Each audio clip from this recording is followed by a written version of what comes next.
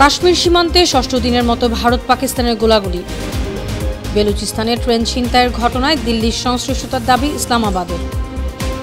পাকিস্তানের বিমানবন্দরের সর্বোচ্চ সতর্কতা, ভারত ইট মারলে পাথর ছোঁড়ার হুঁশিয়ারি পাকিস্তানের। দুই দেশের সঙ্গে আলোচনায় বসছে যুক্তরাষ্ট্র। জয়শঙ্কর শাহবাজকে জাতিসংঘ মহাসচিবের ফোন। শুধু যুক্তরাষ্ট্র নয়, পুরো বিশ্ব চালানোর দাবি ডোনাল্ড ট্রাম্পের। ভারতের সঙ্গে অচিরেই বাণিজ্য চুক্তি জানালেন মার্কিন প্রেসিডেন্ট। গোয়েন্দা তথ্য ফাঁসে তোপে ইসরায়েলি প্রধানমন্ত্রী। গাজায় আরও 21 ফিলিস্তিনি নিহত।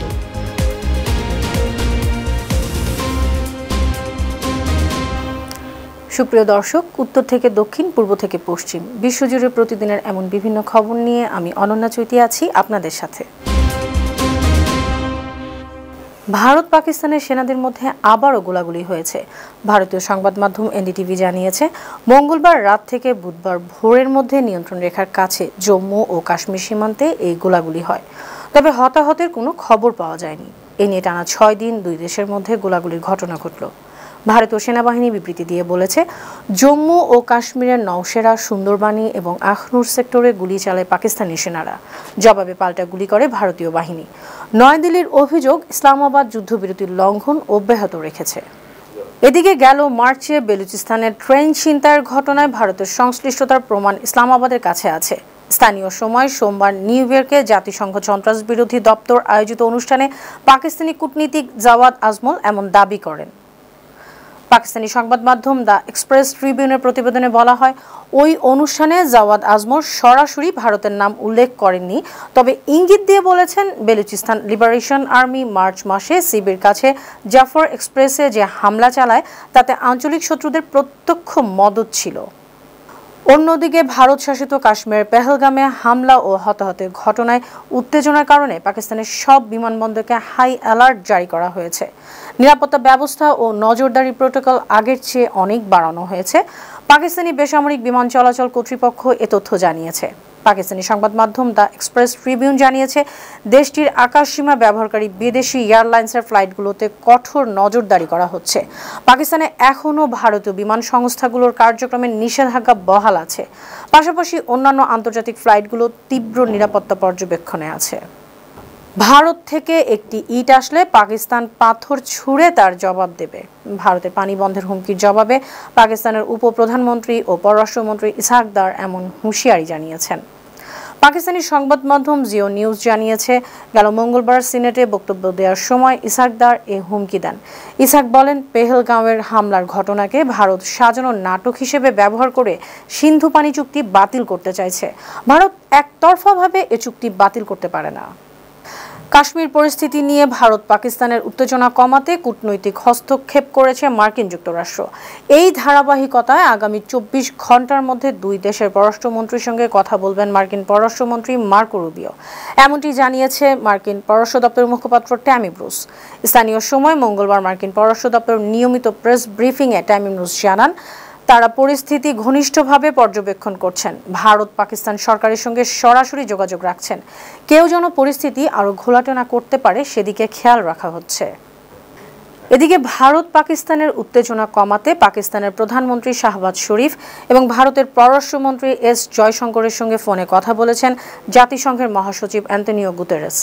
পাকিস্তানের সংবাদ মাধ্যম জিও টিভি জানিয়েছে, গুতেরেস ভারত ও পাকিস্তানের মধ্যে ক্রমবর্ধমান উত্তেজনায় গভীর উদ্বেগ প্রকাশ করেছেন।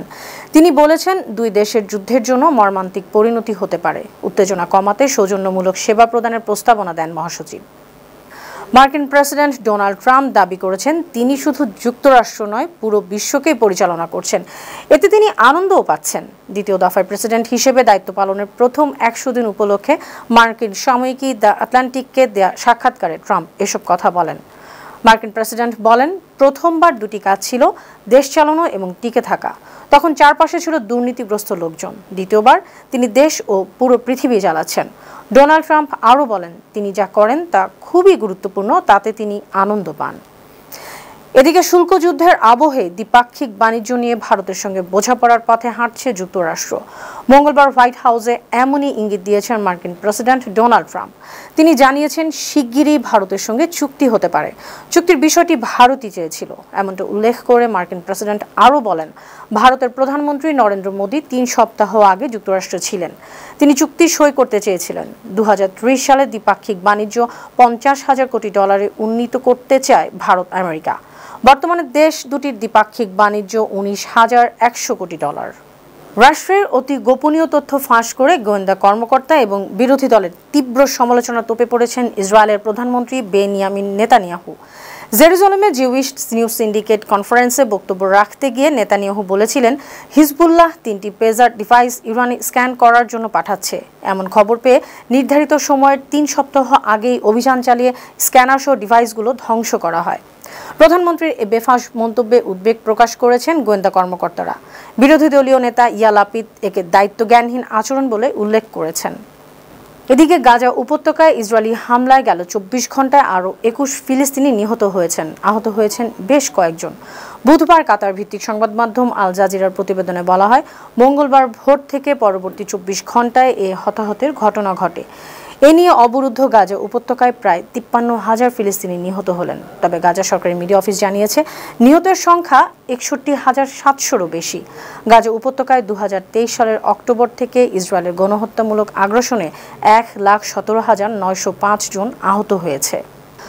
ভারতের পশ্চিমবঙ্গের কলকাতার একটি হোটেলে অগ্নিকাণ্ডে 14 জন নিহত হয়েছে। বড়বাজারে মেছুয়ার ফলপট্টির একটি হোটেলে মঙ্গলবার দিনগত রাতে এ আগুন লাগে। ভারতীয় সংবাদ মাধ্যম এনডিটিভির খবরে বলা হয়, কলকাতার বড়বাজার থেকে প্রায় 8 কিলোমিটার দূরে ঋতুরাজ হোটেলে আগুন লাগে। সেখান থেকে 14 জনের মরদেহ উদ্ধার করা হয়েছে।